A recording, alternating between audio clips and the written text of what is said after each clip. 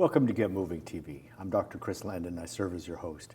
Here in Ventura County, we have an extraordinary set of resources. We have the Ojai Playwrights Conference coming up. We've got the Ojai Music Festival coming up. But not only that, we have artists, performers, composers right here. I was very fortunate in my office to meet up with a young man named Joe Metcalf. And when I said, gosh, I have this television show, and who do you think would be a good candidate? And he said, well, my friend Howard House. So, Howard, welcome to Ventura County and Get Moving TV. Hello, thanks for having me. So we try and kind of go over the arc of a career so that the young people watching can know that, and then for us with gray hair and somewhat failing hearing at times, where we can be and where we can have a second career and move on. So tell us, how did you meet Joe, and how did you get involved in Ventura County? And Right. I met Joe at the Agora Composers Breakfast Club, and we meet on Wednesdays at a cafe in Agora, and I met Joe by chance through an interest in equipment, and he mentioned that he was a film composer, and my career now is moving into doing music for picture, and sort of finally finding a group of people who had similar interests was just amazing. And it's been such a bonus to be able to meet with people who understand the technology, the techniques, and just share the interest of making music for images. So how does that go through your head? Because there have been a number of people crossing over from rock and roll over to scoring and composing and so forth. So how when do you watch a film and then something emerges, or is it a library in you, or you're picking pieces? It can be quite random. It comes totally different ways. I've done some TV commercials back in the 90s, I think, and one commercial I got because they couldn't find anything weird enough to fit the images. And I just came up with some very offbeat ideas which they liked. I don't think it got a great deal of airplay. It probably appeared, in a Dublin theatre on a Saturday night or something like that. But you're right. Apple never took off. No, unfortunately. But it's a great piece of work. I'm thrilled with it, still. But that was my sort of first experience of working to picture. I have a friend who's a keyboard player, piano player, and he'll watch my home movies and come up with, some old theme where everything's moving faster, sounds like there's a crackling fire or whatever. So what's the library inside your head? Well, mine really comes from electronic music and sort of the music that I listened to growing up, which was sort of English progressive rock, things of that nature. So one of the first musicians that really got me into the music business was or got my interest in music, was a guy called Keith Emerson, who was playing with his band The Nice. And the particular piece of music that really connected me with what I wanted to do was quite an offbeat thing, where his band The Nice were playing with orchestras, and this was a very sort of almost subversive thing back in the 60s, because the orchestra was very establishment, and the rock and roll band were the sort of the young revolutionaries, if you like, kind of thing. And The Nice had this thing of putting the two together, and sometimes it was absolutely amazing. Sometimes it was really quite difficult, I'm sure, musically, let alone technically. But it was a piece of music called the Corellia Suite that, with his adaptation, that when I heard that, I thought, wow, that's really offbeat and off the wall, and thus my interest in keyboards and things of that nature started. So Emerson, Lake and Palmer, of course. Yeah. That moved on to that, yes. the first instrument that really that I really connected with was listening wise was a Hammond organ, again with Keith Emerson using it, and then when he took on the Moog synthesizer with Emerson, Lake and Palmer, then there were a couple of tracks there where we were starting to hear sounds that nobody had really ever heard before, and that sort of led me to think, well, you know, this is what I have to do. And so after saving up and doing odd jobs and things as you do as a teenager and everything like that, by a twist of fate, my local music shop in South London in the 70s turned up with a mini Moog synthesizer in the shop window. And that was my first instrument, and which I was hugely spoiled, really, being able to do that. But there were a number of situations that it just sort of fell into my lap, and for about a quarter of the price it should have been as well, and everything. So I was very lucky to be able to achieve that kind of thing. So did you do public performance with this? Did you play with bands, or did you? Yeah, I used to play in particular. We have an audience here. Yeah, it was school friends. I played with two school friends. I think we did about 3 or 4 shows, and then we declared that we were too big to gig. Because we couldn't fit it all in the back of my van, basically, and just musical differences and things like that at that time that we didn't go any further with it. But very fond memories of doing that sort of progressive rock thing, which was great. I was in a band in the 70s, and our band motto was, "There's nobody like us and nobody likes us." So we tried to live up to that in both of our performances at the Troubadour and the Alley. So very nice. Oh yes, very nice, very nice.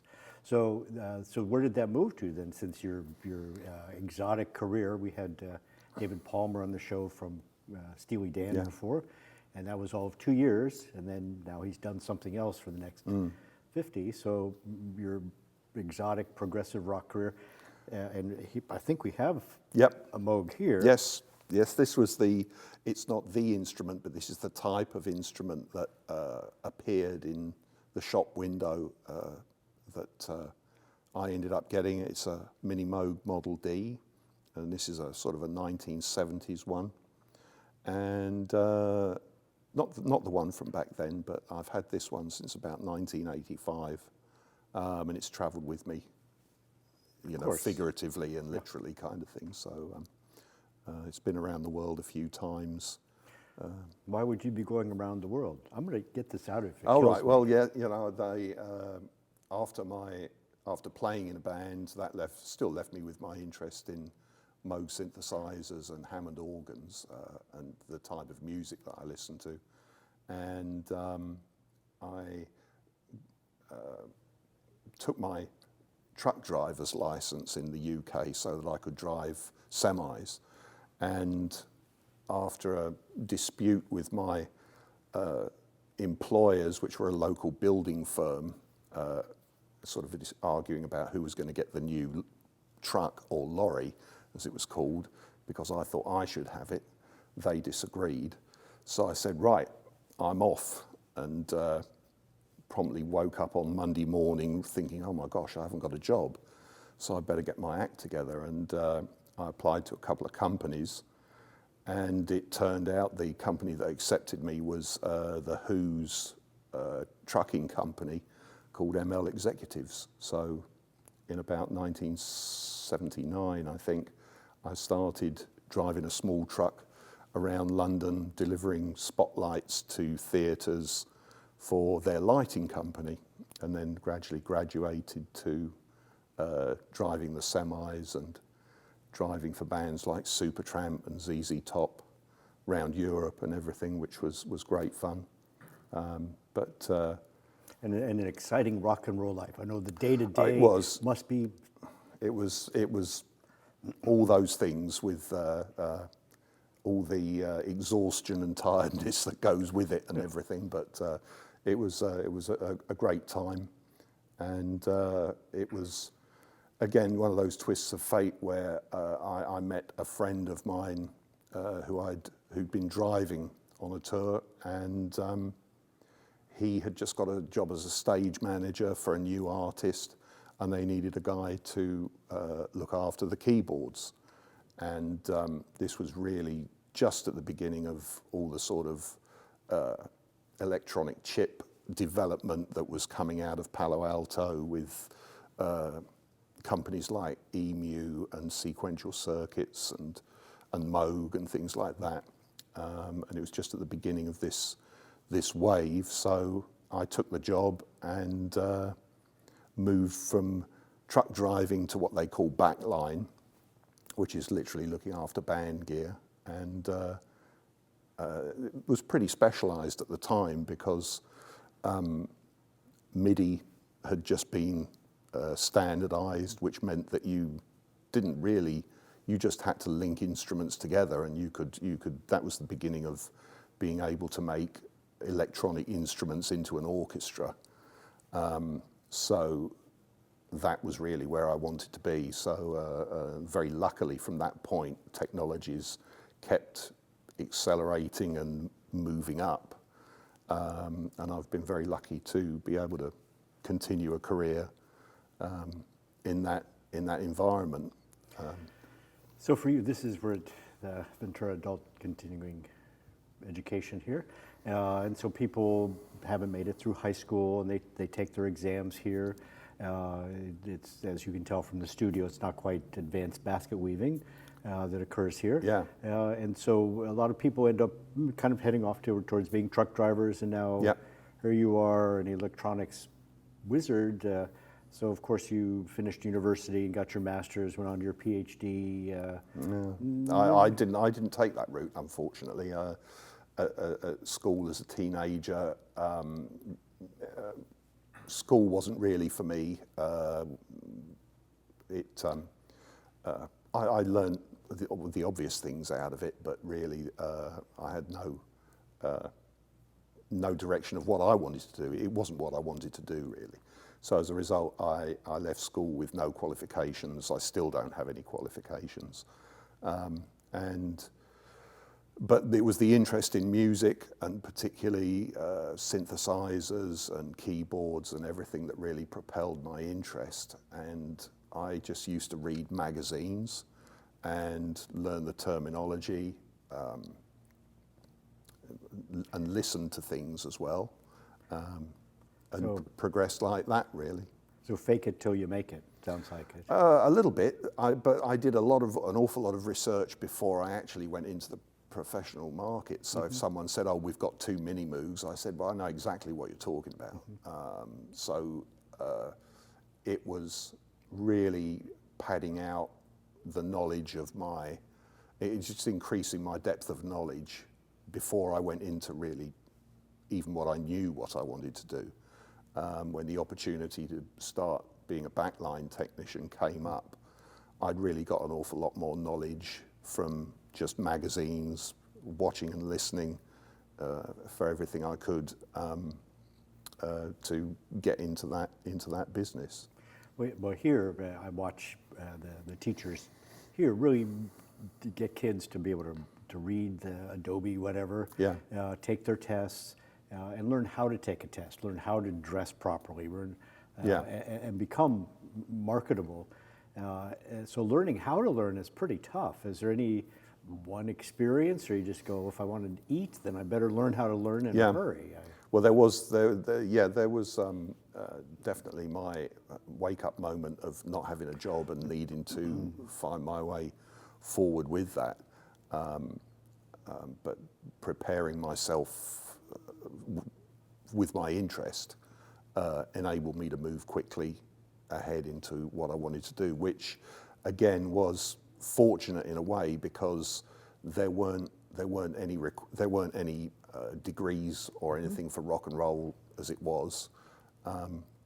Although I was sort of quite surprised when schools started springing up saying, we'll teach you how to play the bass and we'll teach you how to record. And I thought, wow, that's an amazing step forward to be able to be educated in that way, which is great. Yeah, but are there the jobs there? A lot of those schools are, you end up, oh, I can move cables around for somebody. So it's kind of a trap. Yeah. Now I have a degree, but there's no job there. Yeah. So how do you continue on that job trail? So once you have, what are the qualifications? You're dependable, you're able, available, affable. Yep. All of where those. The great drugs are. Absolutely, absolutely. Most of those. But yeah, certainly being able to interact with people well, and being friendly and making nice things happen is a huge bonus. And certainly with my line of work everything being on sort of personal recommendation, it was a very simple phrase, if I got a recommendation, someone would just say, well, he's good. And that was as simple as that, meaning that I was able to fit in, get on with people, and get the best out of other people as well. Make them feel like it's all working for them as well as it is for me. Well, we have concerts in my house, and I'm involved with a number of nonprofits where we try and do that. And the Diva Moments are incredible.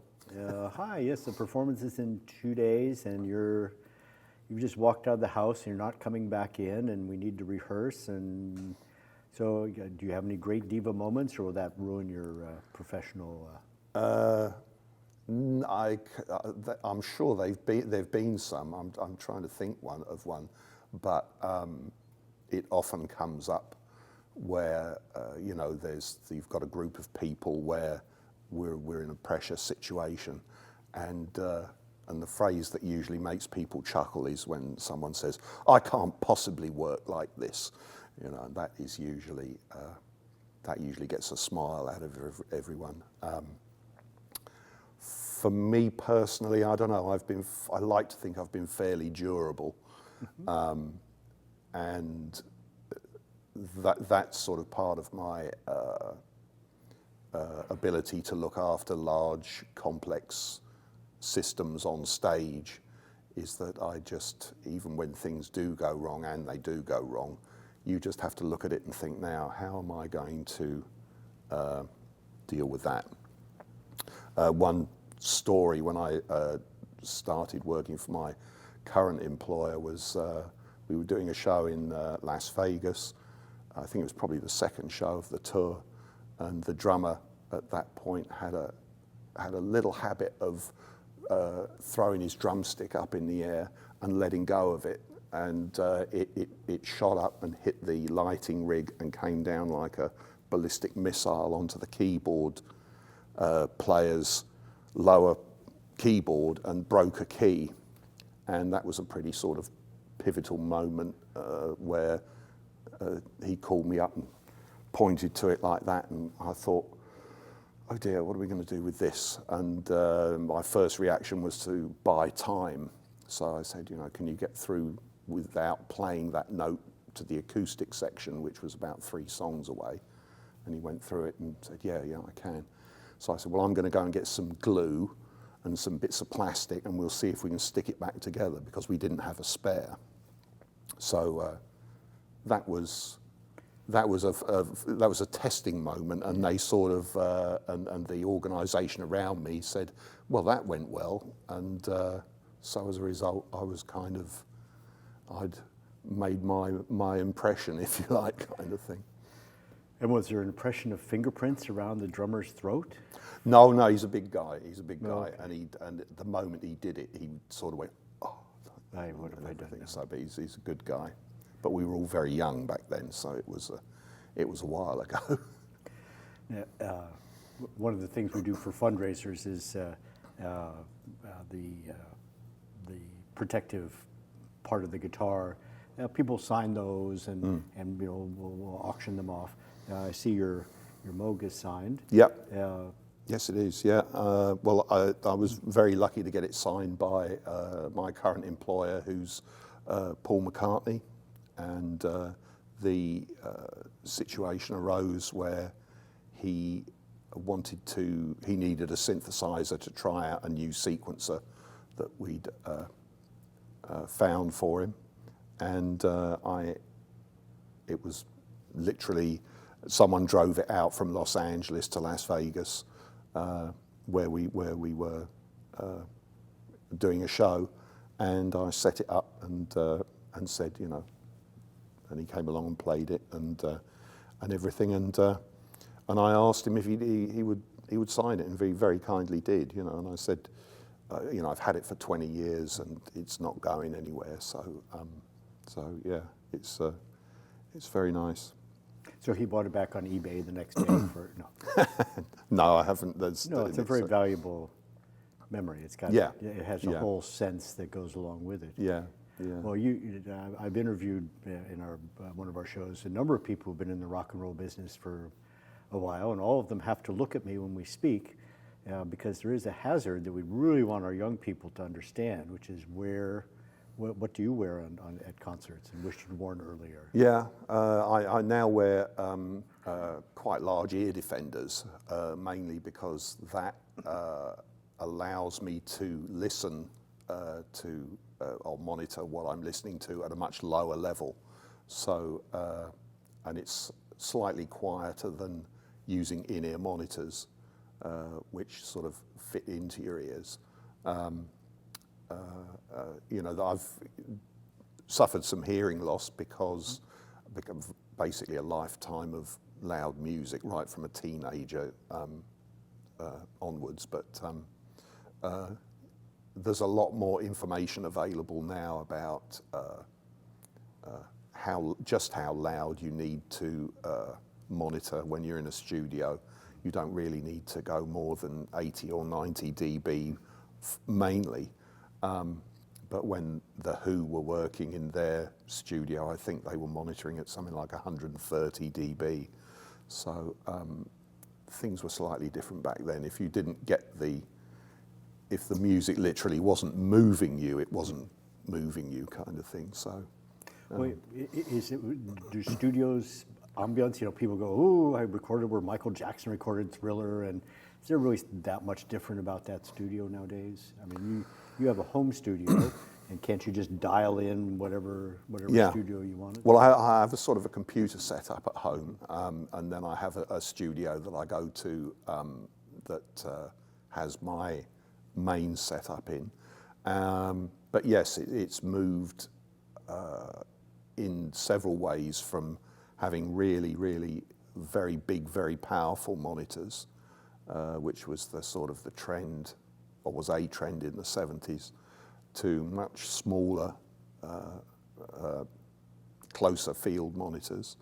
And sort of in the last 5 or 10 years, the sort of almost abandonment of the need for a desk. So it's changed enormously. And the amount of information that's around now is incredible as well. YouTube's a huge resource for that, and really the amount I've learned about composing from the compositional videos on YouTube has been invaluable. So it's really accelerated the whole learning. Let me just get back to composing a little bit. So how do you, what process do you go through so that as you're looking at a scene and it's a love scene or it's a action scene, what's your thought process for accenting love or violence, or maybe they're the same, I don't know. Right.